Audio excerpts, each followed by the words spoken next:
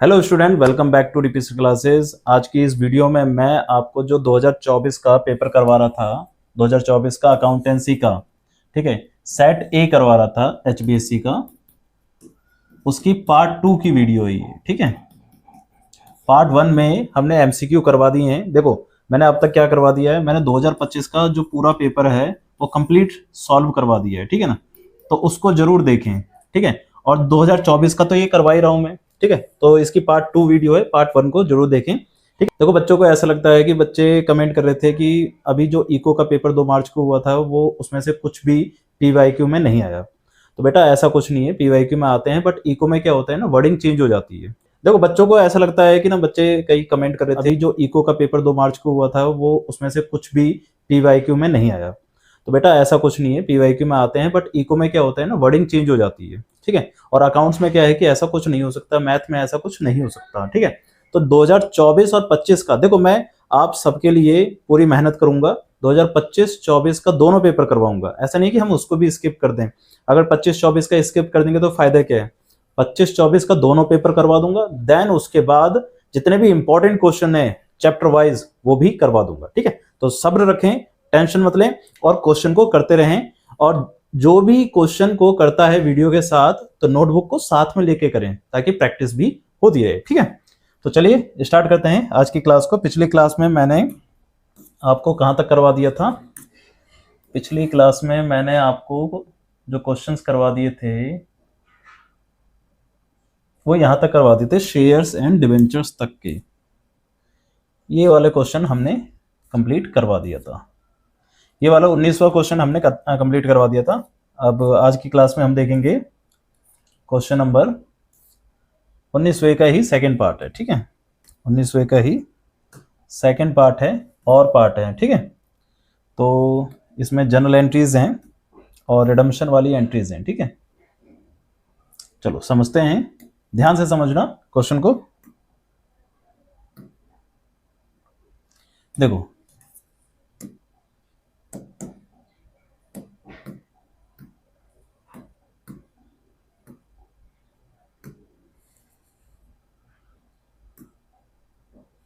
देखिए क्वेश्चन कह रहा है issue of 1 lakh share, issue of 1 lakh share, 1 lakh share आपने इश्यू करे हैं, sorry issue of ₹1 lakh 9% debentures of ₹100 each, face value चल रही है ये 100 रुपीज की, एट पार, पार पर इशू करें। ठीक है ना, और रिडीमेबल करें हैं एट पार, रिडीम भी एट पार पर करें तो कोई टेंशन की बात नहीं है। अगर आप रिडीम भी एट पार पर करते हैं और इशू भी एट पार पर करते हैं तो कोई टेंशन की बात नहीं है। अगर रिडीम प्रीमियम पे करते हो तो दिक्कत की बात होती है, उसका भी एक क्वेश्चन आएगा इसमें। ठीक है, तो देखो 1 लाख रुपए के शेयर हैं, 9%, सॉरी डिबेंचर है 9%, 1 लाख रुपए के और 100 रुपए का एक है, और आपने एट पार पर इशू करा है तो दोनों एंट्री करनी है आपको, इशू की एंट्री भी कर दो, ठीक है, और रिडीम की भी एंट्री कर दो।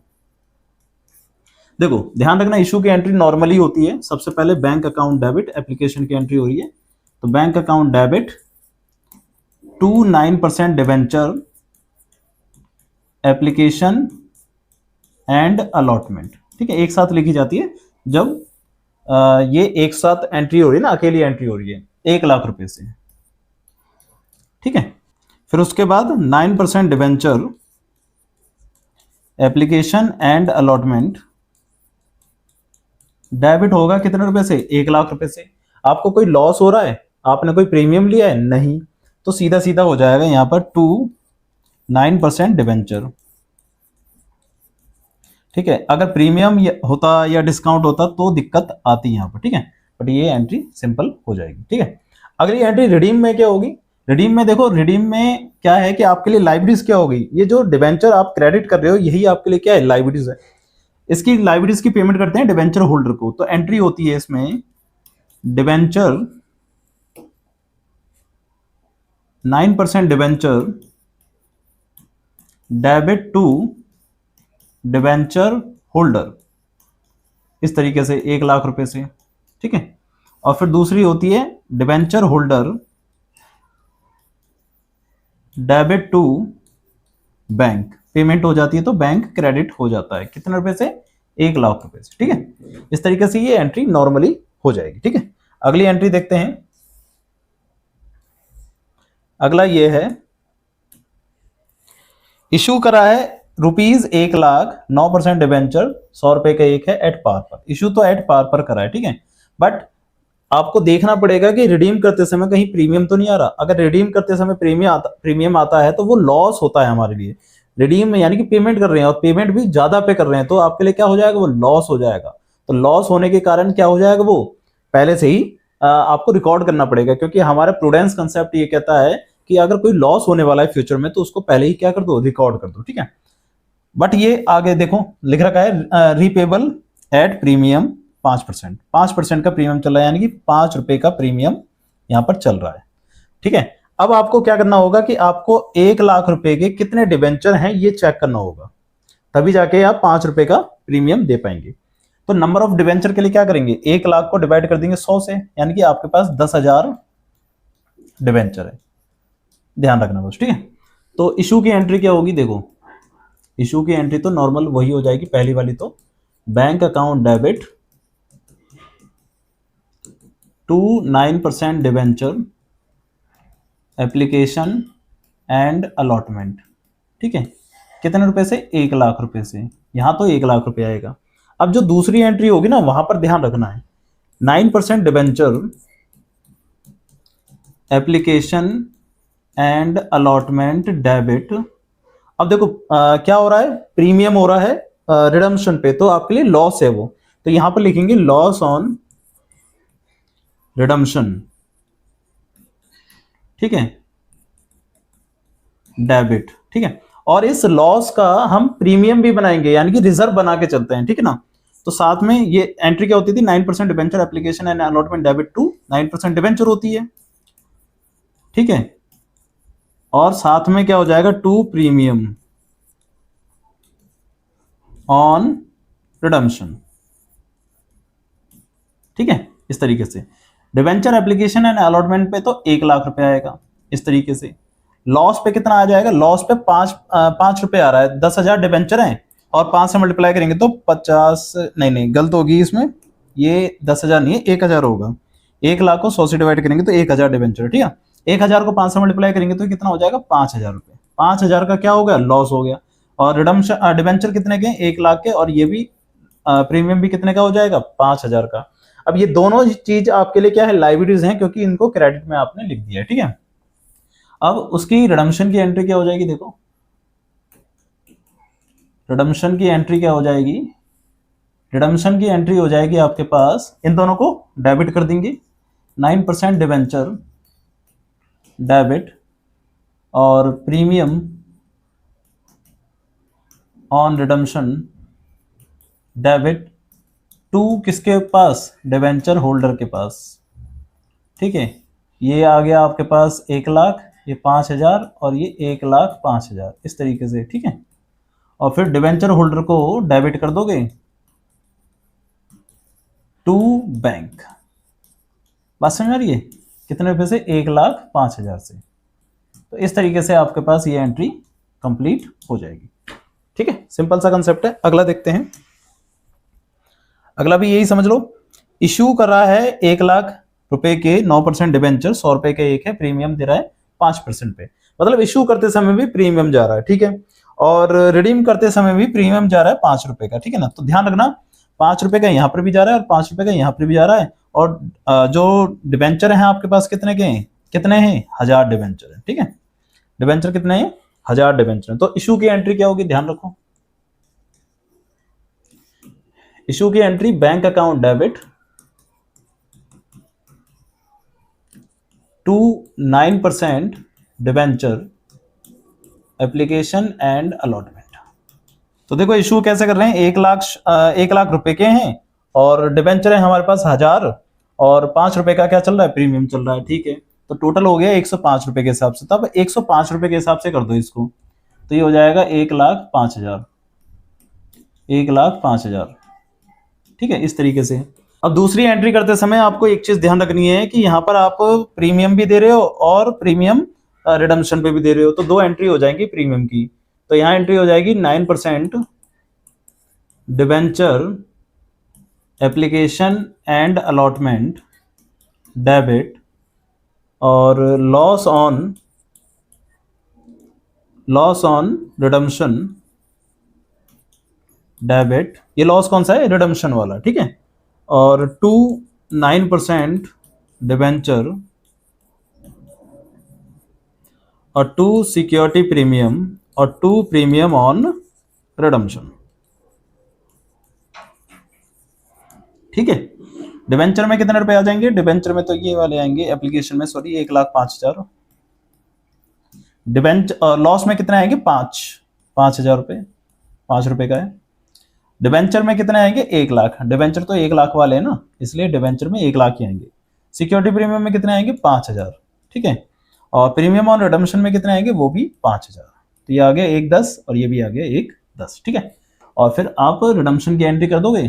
तो रिडम्पशन में क्या होगा कि ये वाला और ये वाला आपके लिए लाइबिलिटीज हैं। तो 9% डिबेंचर डेबिट और premium debit to debenture holder,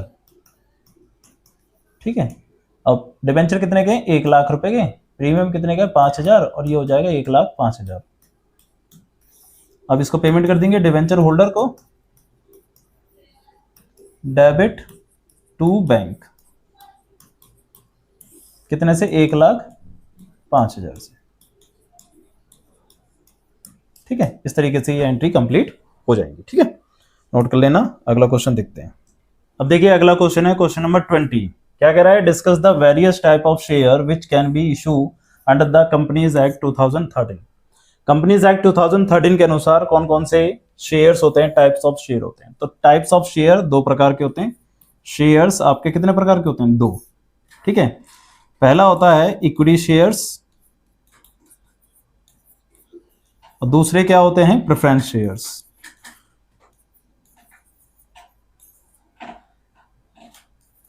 देखो वैसे तो बहुत सारे होते हैं, right issue shares, bonus shares, ठीक है। बट अभी मेन कैटेगरी क्या है, 2 हैं। एक है इक्विटी शेयर्स और दूसरे हैं प्रेफरेंस शेयर्स। अब इक्विटी शेयर्स अकेले होते हैं और प्रेफरेंस शेयर की कई सारी वैरायटीज होती हैं, ठीक है ना। जैसे कि प्रेफरेंस शेयर्स में क्या क्या आते हैं, क्यूमुलेटिव और नॉन क्यूमुलेटिव,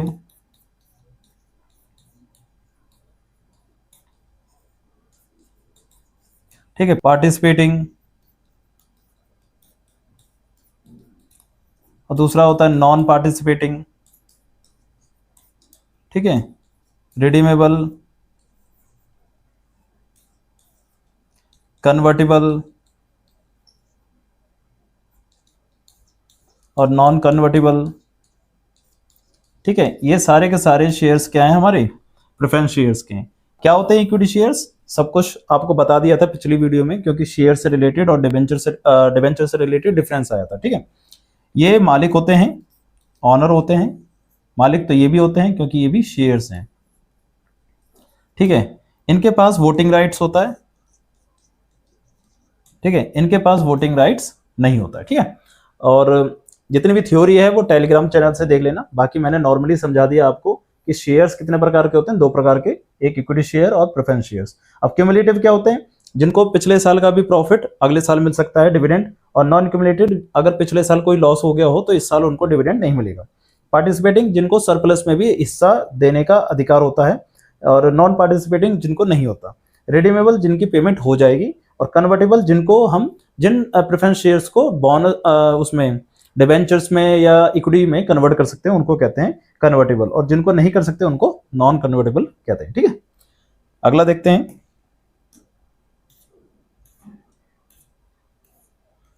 नेक्स्ट क्वेश्चन है, ये आपका थोड़ा सा लेंथी क्वेश्चन है, 5 नंबर का क्वेश्चन है और पूरा फुल फ्लैज क्वेश्चन है इश्यू ऑफ शेयर्स का। चलो समझते हैं पहले क्वेश्चन को, ध्यान से समझना है और जितनी भी चीजें हैं हम उसे लिखते जाएंगे। देखिए कह रहा है कि ऑन जनवरी 1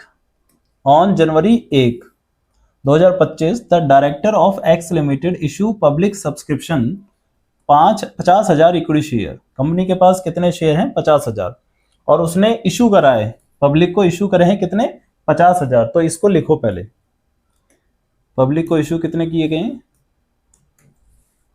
इशूड शेयर्स हैं हमारे पास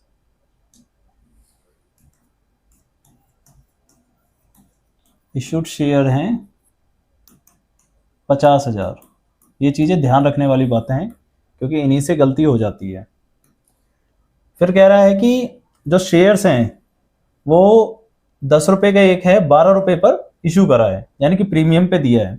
और प्रीमियम किस में आ रहा है? एप्लीकेशन पर। ठीक है, कितने रुपए का शेयर है? फेस वैल्यू है उसकी, फेस वैल्यू है 10 रुपये का, और इशू करा है, इशूड प्राइस है 12 रुपये। ठीक है, जिसमें एप्लीकेशन कितने रुपए की है? 5 रुपये की है, जिसमें 3 रुपये प्लस 2 रुपये का प्रीमियम है। ठीक है, 3 रुपये की एप्लीकेशन है और 2 रुपये का प्रीमियम चल रहा है। ठीक है, आगे कह रहा है 4 रुपये की अलॉटमेंट है, बैलेंस कॉल्स मनी है। तो देखो यहाँ पर 3 रुपये की एप्लीकेशन थी, 3 और 4 7, और बैलेंस कितना बचा? 3 रुपये। तो इसका मतलब अलॉटमेंट तो हो गई आपके पास कितने रुपए की? अलॉटमेंट हो गई 4 रुपये की, और कॉल्स हो गई आपके पास कितने रुपए की? 3 रुपये की। इस तरीके से एंट्री हो रही है। ठीक है, अगला क्या है? The list were closed on Feb 10, 2015 by which the date application for 17,000 shares were received. तो आपके पास अप्लाइड कितने आए हैं? अप्लाइड कितने हुए? 17,000। सारी चीजें लिखते रहें। अप्लाइड कितने हुए हैं? 17,000। इससे क्या है कि ना दिमाग में भी सेट हो जाएगा ये लिखने से। अगला क्या है? Of the cash receive 40,000 was return. 40,000 को वापस कर रहे हैं। ठीक है, और was paid on Feb sorry and 60,000 was applied, और 60,000 अप्लाइड कर रहे हैं। ठीक है, अच्छा, applied to the due on allotment, allotment पर ट्रांसफर कर रहे हैं। अच्छा, 40,000, देखो 17,000 जो शेयर्स मिले थे 17,000, और शेयर कितने थे? 5 रुपए के हिसाब से एप्लीकेशन थी, तो इसका मतलब 70 इंटू 5 कितना हो गया? 3,50,000। इसमें से 40,000 आप वापस कर रहे हो, और 60,000 क्या कर रहे हो? अलॉटमेंट पर ट्रांसफर कर रहे हो। ठीक है, तो देखो कैसे कैसे कर रहे हैं हम, प्रोराटा चल रहा है इसमें। टोटल 3,50,000 रुपए आए हैं हमारे पास, अप्लाइड है ये, और हम अलॉट कितने कर सकते हैं? सिर्फ 2.5 लाख, क्योंकि 50,000 इंटू 5। तो 3,50,000 में से 40,000 वालों को तो आप क्या कर रहे हो? रिटर्न कर रहे हो, ये रिटर्न हो गए, और 60,000 वालों को आप क्या कर रहे हो?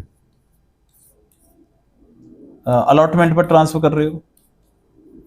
ठीक है, तो इसका मतलब क्या है? अभी तक आपने कोई भी पैसे नहीं दिए। अब बचे कितने? देखो 1 लाख गए, इसमें से 2.5 लाख बचे, तो इसका मतलब 2.5 लाख जो बचे हैं उनको आपने कितने शेयर्स दे दिए? ये 2.5 लाख ही शेयर्स दे दिए। इस तरीके से एंट्री होगी। ठीक है ना, मतलब 2.5 लाख वालों को 2.5 लाख ही दे दिए हमने, 50,000 वालों को, जो 50,000 थे ना, 50,000 वालों को 50,000 ही दे दिए। ठीक है ना, अब क्या हो रहा है? आगे क्या कह रहा है देखते हैं। आगे कह रहा है कि balance on which was paid on Feb, और बाकी पेड हो गया। All the share holder paid the call due on May 1, 2015 with the exception of an allottee of 500 share. एक व्यक्ति था जिसके पास 500 शेयर्स थे, उसने कुछ पैसे नहीं दिए। किस पर नहीं दिए? कॉल पर, पेड द कॉल। ठीक है ना, 500 शेयर वाला व्यक्ति था। दीज 500 शेयर्स 500 शेयर्स पर फोरफिटेड, और इन शेयर को क्या कर लिया गया? जब्त कर लिया गया, फोरफिटेड कर लिया गया ऑन 29 सितंबर 2015 में, एंड रीइश्यू कर दिया गया फुल्ली पेड अप के हिसाब से। फुल्ली पेड अप मतलब एज्यूम करेंगे कि वो 10 रुपए का था, और कितने रुपए में पे किया गया है? 8 रुपए में, यानी कि यहां पर भी आपको क्या है? 2 रुपए का डिस्काउंट मिल गया। मतलब आपने दिया है 8 रुपए का शेयर दिया है, और फुल्ली पेड अप था, यानी कि 10 रुपए का शेयर था, 8 रुपए में दे दिया, तो 2 रुपए का डिस्काउंट मिल गया नवंबर को। कह रहा है कि the company as a matter of policy does not maintain the calls in arrear account. ठीक है, आप कॉल्स इन एरियर अकाउंट मत बनाना, और बाकी एंट्री इसमें जनरल एंट्री करनी है। ठीक है, बस ध्यान रखना कि 500 शेयर आपने क्या करें? फोरफिटेड करें। तो फोरफिटेड शेयर हैं 500, और क्यों करे हैं? क्योंकि इन्होंने non payment of calls money, call का पैसा नहीं दिया। कितने रुपए का था कॉल? 3 रुपए की कॉल चल रही थी। ठीक है, अब चलो एंट्री करते हैं। पहली एंट्री हो जाएगी bank account debit to equity share application. कितने रुपए से? 70,000 शेयर हैं और 5 रुपए का शेयर चल रहा है, तो 3,50,000 रुपए यहां पर आपके पास आए थे।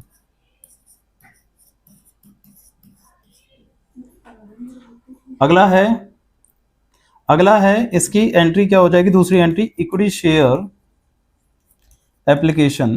ध्यान रखना इसमें एंट्री कैसे होगी, ये तो हो जाएगी डेबिट कितने रुपए से, 3,50,000 से, ठीक है। और साथ में अब क्या क्या करा था आपने, देखो 40,000 को तो रिटर्न करा था, 60,000 अलॉटमेंट पर ट्रांसफर कर दी थी और 2.5 लाख वालों को 2.5 लाख दिया था।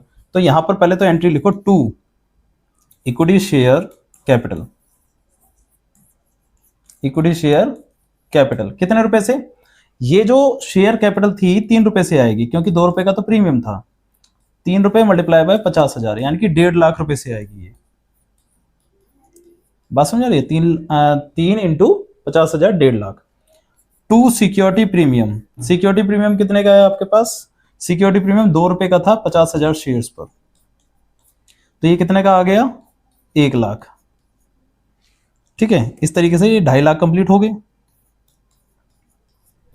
और टू शेयर अलॉटमेंट, अलॉटमेंट पे कितना ट्रांसफर कर रहे हो आप, 60,000, ये बता रखा था ना अलॉटमेंट पर कितना ट्रांसफर कर रहे हैं 60,000।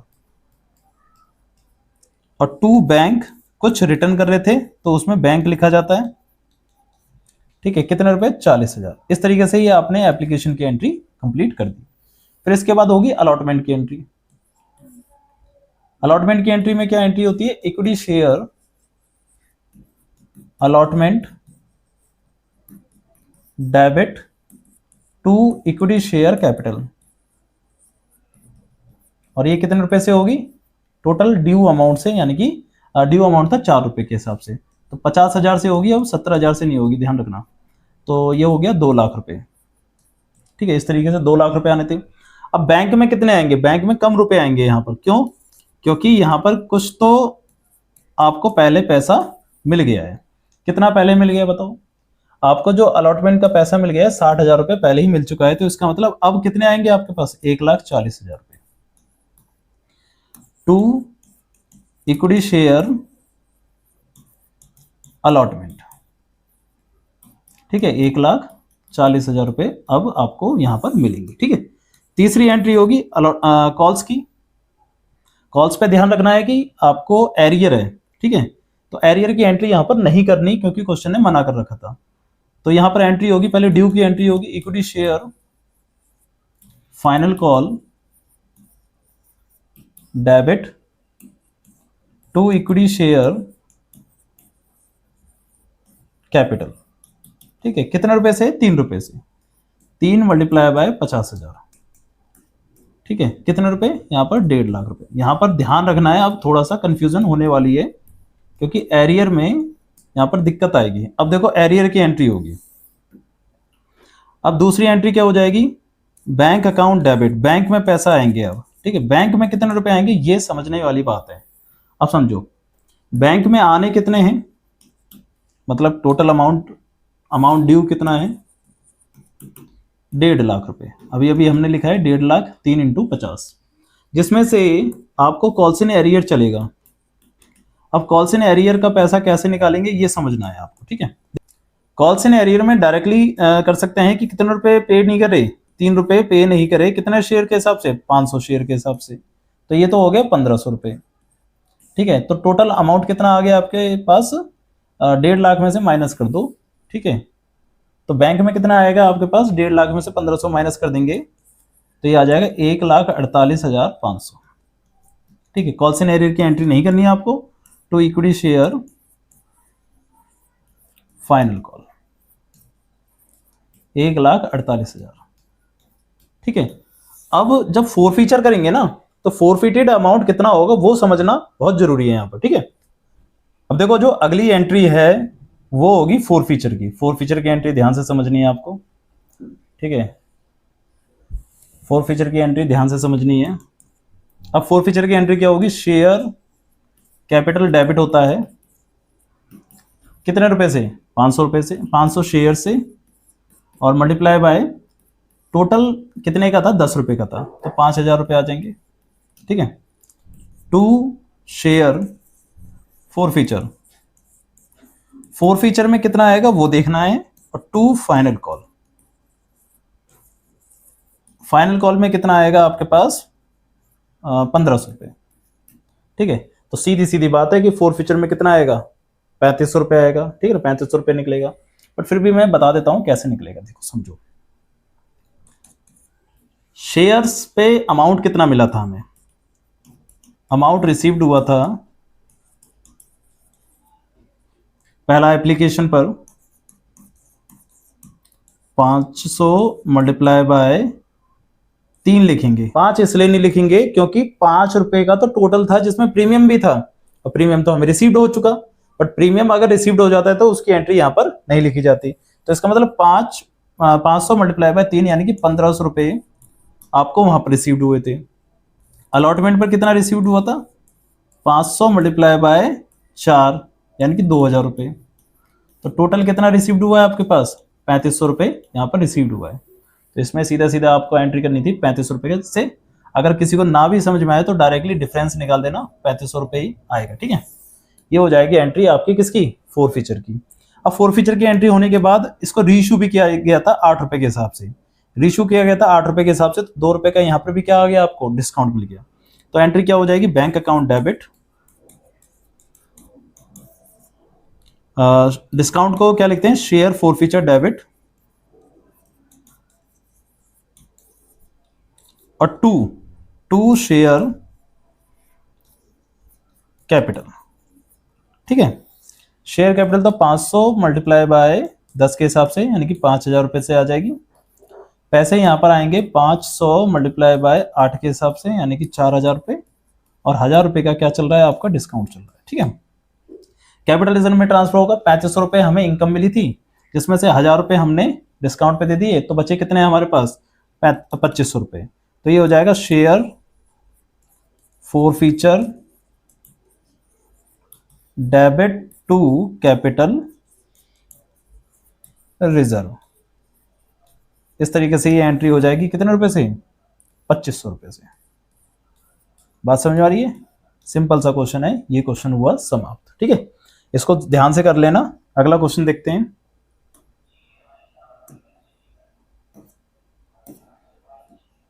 देखो अगला जो क्वेश्चन है वो है आपका इसका ए पार्ट, और में से ए पार्ट है, describe the purpose for which the company can use the amount of security premium.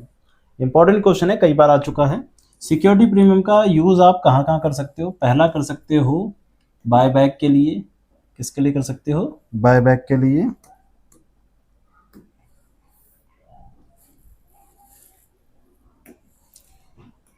पहला कर सकते हो किसके लिए, बायबैक के लिए, buyback of share.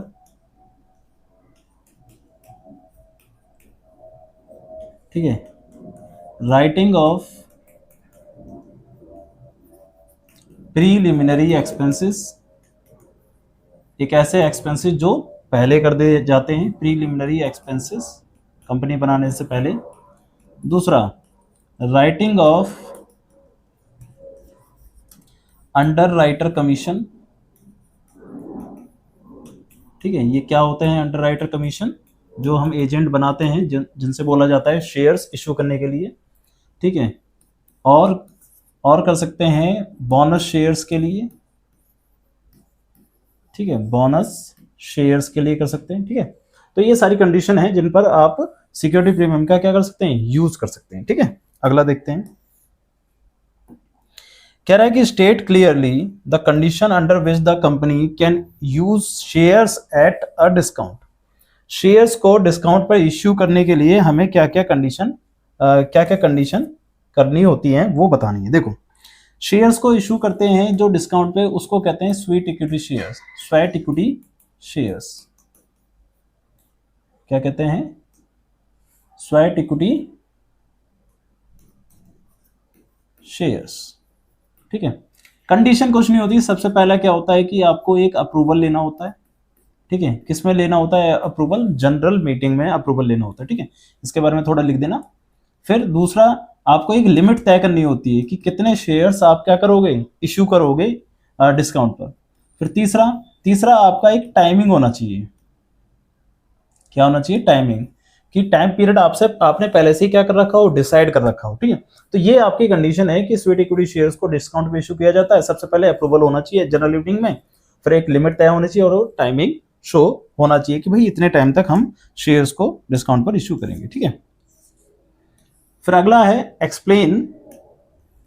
explain various method for the treatment of goodwill in case of a admission of a new partner specifying the required journal entry। तो देखो क्या कह रहा है कि वेरियस मेथड बताओ जब कोई एडमिशन होता है तो गुडविल की वेरियस मेथड बताओ। तो देखो मेथड पहला है कि जिसको पहला मेथड है कि जब वो गुडविल लाता है तो उसको कहते हैं प्रीमियम मेथड। उसकी जर्नल एंट्री क्या हो जाती है? कैश अकाउंट या bank account debit to premium for goodwill, ये पहली एंट्री होती है। फिर दूसरी एंट्री होती है premium for goodwill debit to sacrificing partner. ठीक है, ये पहला मेथड हो गया। ठीक है, फिर दूसरा जो मेथड होता है वो होता है रिवैल्यूएशन का। रिवैल्यूएशन में ये कहा जाता है कि एंट्री होती है आपकी gaining partner debit to sacrificing partner. इन सब के बारे में सही से लिख देना, ठीक है ना, बाकी मैं आपको नॉर्मल समझा देता हूँ। ठीक है, दो मेथड हो गए, पहला हो गया प्रीमियम का मेथड और दूसरा हो गया रिवैल्यूएशन मेथड। ठीक है, इसे रिवैल्यूएशन मेथड ही कहते हैं। ठीक है, इसमें एंट्री क्या होती है? Gaining partner debit to sacrificing partner. ठीक है, फिर एक और मेथड होता है existing method, old goodwill existing method. ठीक है, इसमें क्या होता है कि जो एग्जिस्टिंग कैपिटल गुडविल होती है उसको बांटा जाता है। तो उसको किस में बांटा जाता है? ओल्ड पार्टनर्स में। तो old partners debit to old partner debit to goodwill account. ठीक है, इस तरीके से उसको बांट दिया जाता है। तो तीन प्रकार के मेथड होते हैं, इनको सही से समझ लेना। ठीक है, आज की क्लास में हम इतना ही करेंगे, बाकी हमने काफी करवा दिया। पार्ट 1 जरूर देखना, पार्ट 2 ये रहा हमारा। ठीक है, अगली वीडियो में पार्ट 3 में इसको कंप्लीट करा देंगे, फिर जितने भी इंपॉर्टेंट क्वेश्चन होंगे वो सारे के सारे हम करेंगे। ठीक है, तो चलिए मिलते हैं फिर अगली क्लास में।